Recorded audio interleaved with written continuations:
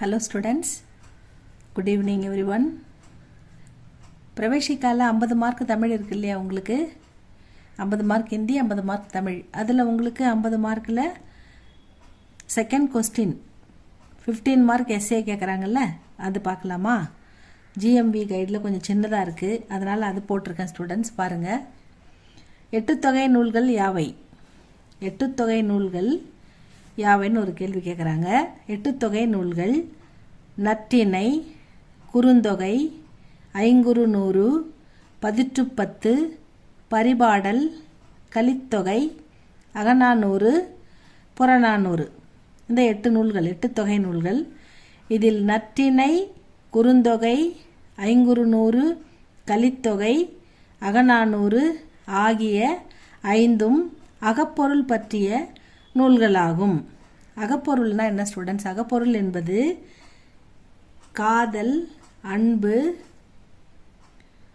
திருமணம் போன்ற உள்ளம் சார்ந்த விஷயங்களை குறித்து எழுதுவது தான் அகப்பொருள் அப்படின்னு சொல்கிறாங்க இந்த அகப்பொருள் பற்றி இந்த பாடல்கள் 5 பாடல்களும் அகப்பொருள் பற்றியது பதிற்றுப்பத்து மற்றும் புறநானூறு இவை 2ம் புறப்பொருள் பற்றிய நூல்களாகும் அகப்பொருள் மற்றும் புறப்பொருள் 2ம் கலந்தது பரிபாடல் நூல்களாகும்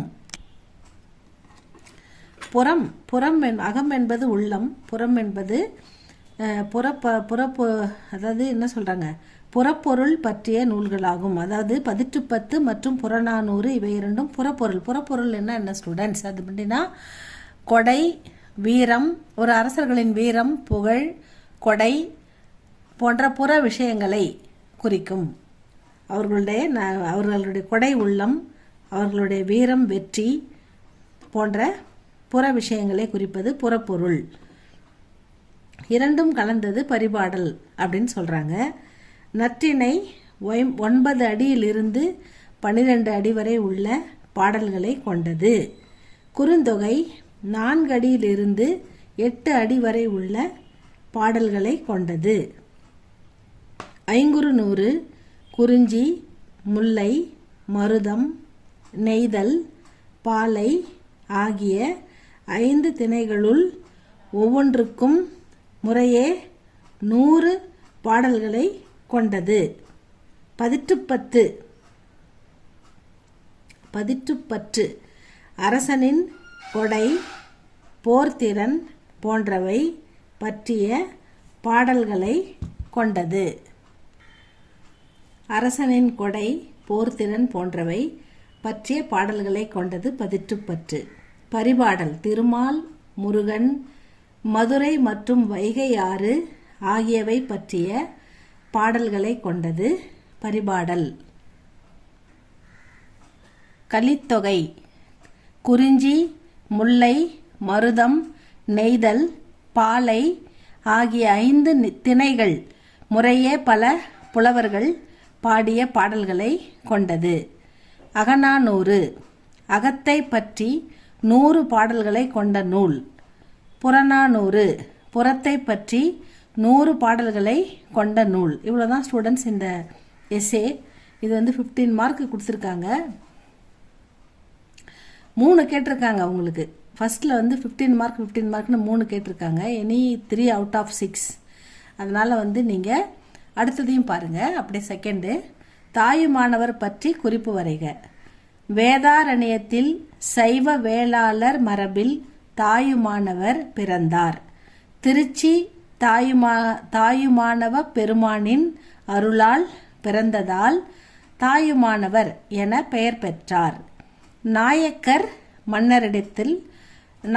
மன்னரிடத்தில் தந்தையார் பார்த்து வந்த கணக்கு தொழிலையே தாமும் பார்த்து வந்தார்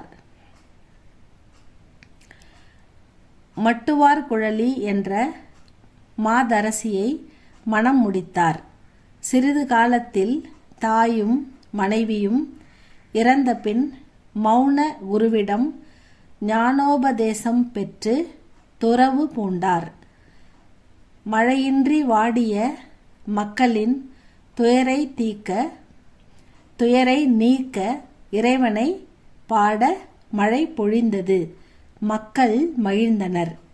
தாயுமானவரின் பாடல்கள் வடசொல்லும் தென் தமிழும் இணையப் பெற்றன. இவரது பாடல்களை தமிழ் உபநிடதம் என்றும் கூறுவர். இவ்வளவுதான் ஸ்டூடெண்ட் இந்த தாயுமானவர் பற்றிய குறிப்பு. அடுத்தது ஆசாரக்கோவையில் கூறப்படும் 8 நல்லொழுக்கங்கள் யாவை அப்படின்னு கேட்குறாங்க. இது ரொம்ப சின்னதாக தான் இருக்குது. இதை பாருங்கள். ஆசாரக்கோவையில் கூறப்படும் 8 நல்லொழுக்கங்கள் யாவை? மனித வாழ்க்கைக்கு இன்றியமையாத ஒழுக்கங்களை எடுத்து கூறும் ஆசாரக்கோவை ஒரு நீதி நூலாகும். இதில் நமக்காக கூறப்பட்டுள்ள 8 நல்லொழுக்கங்கள்: 1. பிறர் செய்த நன்மையை மறக்கக்கூடாது. 2. பிறர் செய்த தீமைகளை பொறுத்து கொள்ள வேண்டும். 3. எப்பொழுதும் இனிய சொற்களையே பேச வேண்டும். 4. மற்ற உயிர்களை துன்புறுத்தக்கூடாது. 5. குற்றமற்ற கல்வி பெற வேண்டும். 6.